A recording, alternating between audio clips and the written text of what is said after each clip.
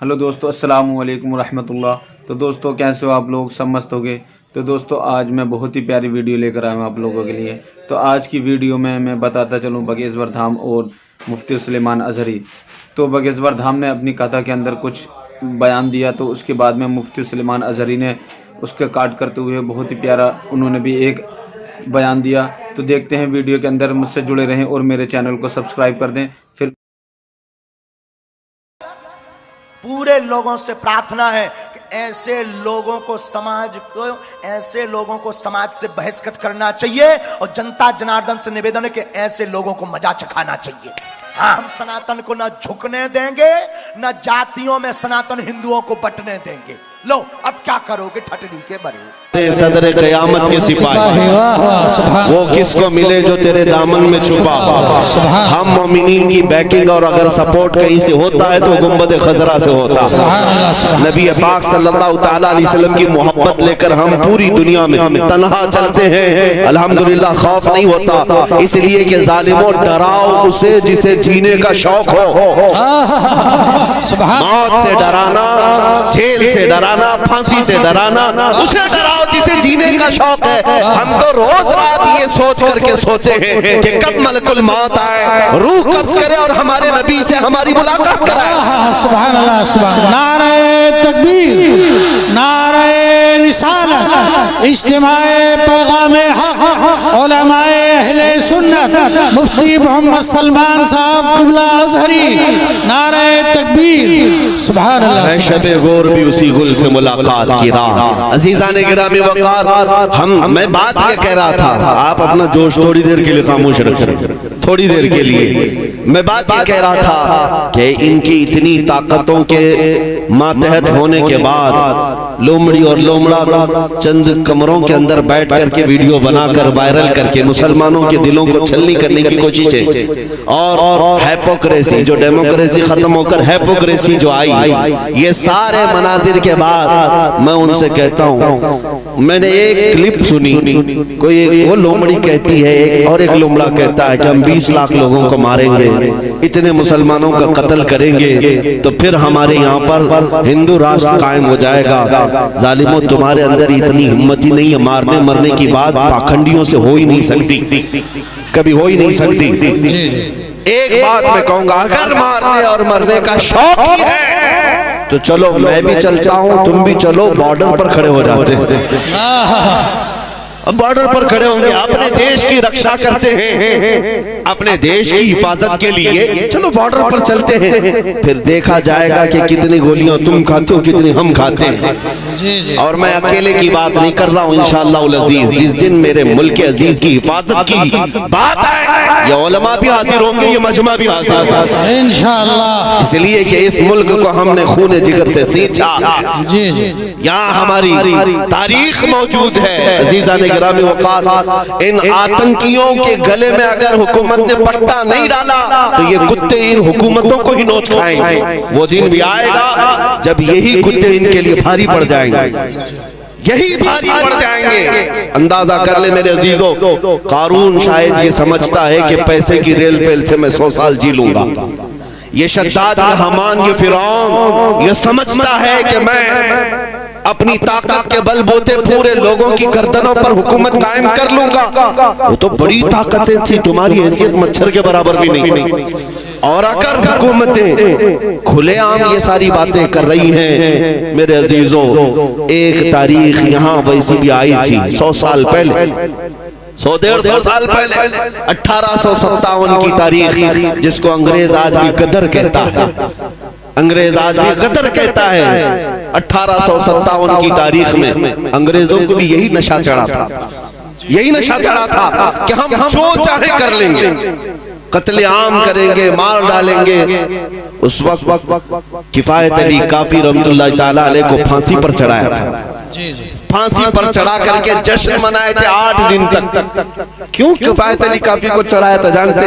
एक आलिम रब्बानी को इसलिए चढ़ाया था कि वो बोलते थे तो हजारों का मजमा जमा होता, लोग उनके पीछे दीवाना वार घूमते। تو ایسے علماء تو ان کو کھلتے ہیں. پھانسی پر چڑھا کر کے 8 دن تک جشن منایا تھا, لیکن خدائی قانون انہیں معلوم نہیں. تم ایک کفایت علی کافی کو جو یہ کہتا تھا کوئی گل باقی رہے گا نہ چمن رہ جائے گا, اور رسول اللہ کا دین حسن رہ جائے گا. پھانسی پر چڑھا کر کے تم نے یہ سوچا کہ ایک عاشق رسول کی زبان بند کر دیا, اسے گردن سے الگ کر کے جسم کو الگ کر دیا. اب امت ٹھنڈی ہو جائے گی, یہ جماعت سو جائے گی. لیکن مولا تعالیٰ کا احسان تو دیکھیں, مراد آباد زیادہ دور نہیں ہے. کفایت علی کافی کو یہاں پھانسی پر چڑھا رہا ہے انگریز, اور مولا پڑوس میں بریلی میں امام احمد رضا کو پیدا کر رہا ہے. سبحان اللہ. زیادہ فاصلہ نہ شہروں کا ہے نہ تاریخ کا ہے. ایک عاشق رسول اگر تمہارے ہاتھوں پھانسی پر چڑھا ہے تو اللہ تعالیٰ نے دوسرا ایسا عاشق پیدا کیا جس نے کروڑوں دلوں میں یہ عشق بھر دیا, کروں تیرے نام پہ جان فدا, نہ بس ایک جان دو جہاں فدا, دو جہاں سے بھی نہیں جی بھرا, کروں کیا کروڑوں جہاں نہیں. میں بات یہ کرنا چاہتا ہوں, تم جتنے چراغ بجھاؤ گے مولا اتنے چراغ اور روشن فرمائے. سبحان اللہ. سبحان اللہ. جس کو تم پکڑ کر کے قتل کرنے کی دھمکی دیتے ہو, یہ اسلام نہ کل مٹا تھا نہ آج مٹا ہے نہ صبح قیامت تک مٹا سکو گے. اللہ نے قرآن پاک میں فرمایا ہے یریدون لیطفئوا نور اللہ بافواہہم واللہ یرید ان یتم نورہ ولو کرہ الکافرون. مشرکین یہ چاہتے ہیں کہ اپنے منہ کے پھونکوں سے اللہ کے چراغ کو بجھا دیں, اور یہ ہو نہیں سکے گا. اللہ اپنے چراغ کو روشن کر کے رہے گا, کافر اگرچہ اس کو ناپسند کریں, کافر اگرچہ اس کو ناپسند کرے. میرے عزیزوں, بات صرف اتنی مجھے کرنی ہے, تمہارا اپنا رول کیا ہونا چاہیے؟ کیا یہی جوش کے نعرے جو ہم پنڈال میں بیٹھ کر کے کریں؟ کیا ہماری یہی تقریریں جو جلسے تک رہے؟ نہیں میرے عزیزوں, ہمارا لقب, ایک مومن کا لقب یہ تھا کفن بردوش. یہ سینے پر بلکہ اپنے کندھے پر کفن لے کر کے چلتا ہے, اسے موت سے خوف نہیں ہے. تو یہ خوف جب تمہارے سینے سے نکلے گا تو حق بولنے کی ہمت اتنی بڑھتی چلی جائے گی. زیادہ سے زیادہ تمہیں کس بات سے ڈرایا جاتا ہے آج؟ پھانسی سے, یہ سب سے ہائیسٹ سزا ہے نا, یا جیل سے. یہ دونوں چیزیں ایک مومن کے لیے کوئی معنی نہیں رکھتی. جیل کی سلاخوں پر جانے کے بعد بزرگوں نے لکھا بھی ہے کہ اے مومن گھبرانا نہیں, اگر مصطفیٰ کے نام پر گیا ہے, اگر نبی پاک کے نام پر گیا ہے تو اندر جانے کے بعد ہو سکتا ہے تیری ماں, تیری بیوی, تیرے بھائی دیکھنے نہ آئے, لیکن ایک رات ضرور آئے گی جب تاجدار مدینہ خود تشریف. سبحان اللہ. سبحان اللہ. وہ بھی خوف نہیں رکھنا, حضور کے انتظار میں ہم دن کاٹ لیں گے, حضور کے انتظار میں ہم راتیں کاٹ لیں گے. اور رہی بات پھانسی کی, اس کے متعلق بھی روایتیں موجود ہیں کہ جن جن غلاموں کو ظالموں نے اپنے ہاتھوں سے قتل کیا یا پھانسی پر چڑھایا, پھندا بعد میں لگا, چہرہ مصطفیٰ پہلے موجود. سبحان اللہ. سبحان اللہ. نبی پاک صلی اللہ تعالیٰ علیہ وسلم تشریف فرما تھے. عزیزان گرامی وقار, یہ دو تمنائیں جس کے پاس ہیں, پھر اسے کس بات کا خوف ہے؟ بے خوف جیو, یہ ملک ہمارا کل بھی تھا آج بھی ہے, یہ بھیک میں مانگا ہوا ہمارا ملک نہیں ہے, اور کسی کی چاپلوسی کر کے خریدی ہوئی زمین ہماری نہیں ہے. یہ ہمارے آبا و اجداد بلکہ آدم علیہ السلام کی زمین ہے, ہمارے باپ کی زمین ہے, ہمارے باپ کی زمین ہے. عزیزان گرامی وقار, میں بات یہ عرض کرنا چاہتا ہوں, آیت کریمہ جو میں نے پڑھی تھی اس میں اللہ نے یہی فرمایا, اگر رسول کے حکم کی مخالفت کرو گے تو فتنے میں مبتلا ہو جاؤ اور عذاب علیم میں گرفتار ہو جاؤ گے. ابھی دیر نہیں ہوئی ہے, ابھی سویرا ہے. میں نوجوانوں کو کہتا ہوں اس نقطے پر آ جاؤ, اس پوائنٹ پر جمع ہو جاؤ جہاں رسول اللہ صلی اللہ علیہ وسلم نے اپنے صحابہ کو چھوڑا تھا. میرے آقا نے حضور کو جہاں چھوڑ کر نصیحت فرمائی تھی اس نقطے پر آ جاؤ, بس باقی سب تمہارا, سارے میدان تمہارے ہیں, کوئی طاقت تمہیں زیر نہیں کرے گی انشاءاللہ العظیم. لوگ جس طرح کی باتیں کرتے ہیں, میں آپ کو بتاؤں, صلاح الدین ایوبی کا بھی تذکرہ کرتے ہیں.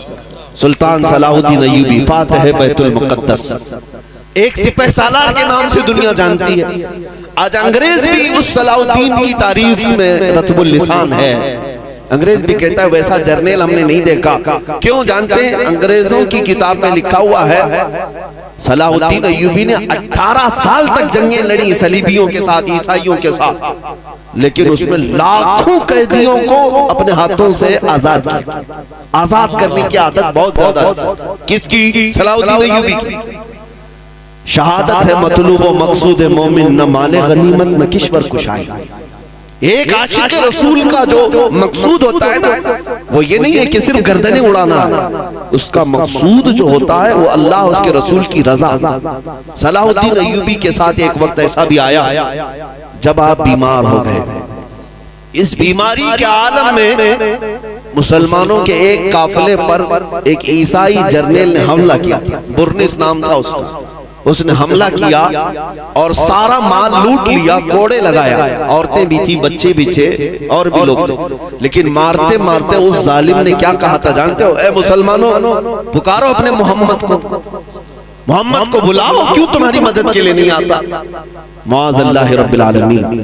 جب وہ اس طرح کے تانے دے دے کر کے مال لوٹ رہا تھا اور سارے لوگوں کو نہتا پا کر کے مار رہا تھا، لٹا ہوا قافلہ، یہ تاراج قافلہ جب واپس لوٹا تو صلاح الدین ایوبی سے شکایت کی کہ سلطان اسلام ہمارے ساتھ ایسے معاملات ہوئے. یہ وہ حالات تھے جب صلاح الدین سخت بیمار تھے، جس کو مرگ الموت کہا جاتا ہے، یعنی موت کی بیماری، مرض الموت، موت کی بیماری جس کو کہا جائے. لوگ عیادت کے لیے آ رہے تھے، لیکن صلاح الدین ایوبی نے جیسے ہی یہ بات سنی اللہ کی بارگاہ میں ہاتھ پھیلایا اور کہا اے رب ذوالجلال، تو نے صلاح الدین کو ہر چیز عطا کی، بس تیرا یہ ناچیز بندہ، عاجز بندہ اتنی بھیک مانگتا ہے کہ میری عمر کو اتنی لمبی کر دے کہ میں برنس کا سر اڑا سکوں، اتنی زندگی اور دے دے. کیوں؟ اس لیے کہ نبی پاک صلی اللہ تعالیٰ علیہ وسلم کو اس نے تانا مارا. مومنین سے یہ کہا نا کہ محمد کو بلاؤ. صلاح الدین ایوبی بیماری کے عالم میں یہ دعا کرتے رہے. 2.5 سال کا عرصہ گزرا. 2.5 سال کے بعد آپ شفا یاب ہوئے، صحت مند ہوئے، اور اس کے بعد کھڑے ہوئے اور تلوار لے کر کے نکلے. مومنین کی فوج کو جگہ جگہ روانہ کیا، مار کے ہوئے. ایک دن وہ آ بھی گیا جب یہ برنس ہتھے چڑھ گیا مسلمانوں، گرفتار ہو گیا. اور مسلمان جب فاتح کی حیثیت سے بیت المقدس میں آئے اور اس برنس کو پکڑ کر کے لائے. صلاح الدین ایوبی کی عادت تو تھی کہ گرفتار قیدیوں کو روز آزاد کرتا تھا، روز آزاد کرتے تھے. اس دن بھی جتنے قیدی آئے تھے ان میں سے اکثر کو آزاد کیا. جب برنس کا نمبر آیا اس نے کہا اے صلاح الدین، تمہاری عادت تو ہمیں پتا ہے کہ تم گرفتار قیدیوں کو معافی کے بعد آزاد کر دیتے ہو، میں بھی معافی مانگتا ہوں، مجھے اپنے وطن جانے دے دو. صلاح الدین ایوبی نے ایک تاریخی جملہ کہا اے برنس، اگر تجھے میں معاف کر دیا تو اللہ کا عذاب مجھے گرفتار کر، میں اللہ کے عذاب میں گرفتار ہو جاؤں گا. تیری زبان سے میں نے وہ نازیبا کلمہ سنا ہے جس کو ایک مومن سن کر کے زندہ رہنا بیکار سمجھتا. صلاح الدین ایوبی نے تلوار لہرائی اور اس کی گردن پر رکھ کر کے کہا آج سے 2.5 سال پہلے تو نے مسلمانوں سے کہا تھا کہ بلاؤ محمد کہاں ہے، دیکھ اس محمد نے صلاح الدین کو بھیجا ہے تیرا سر قلم کرنے. سبحان اللہ، سبحان اللہ. تو دوستو آج کی میری ویڈیو کیسی لگی مجھے کمنٹ باکس میں بتائیں اور میرے چینل کو سبسکرائب کر دیں اور مجھے زیادہ سے زیادہ سپورٹ کریں. پھر ملتے ہیں نیکسٹ ویڈیو میں. اللہ حافظ.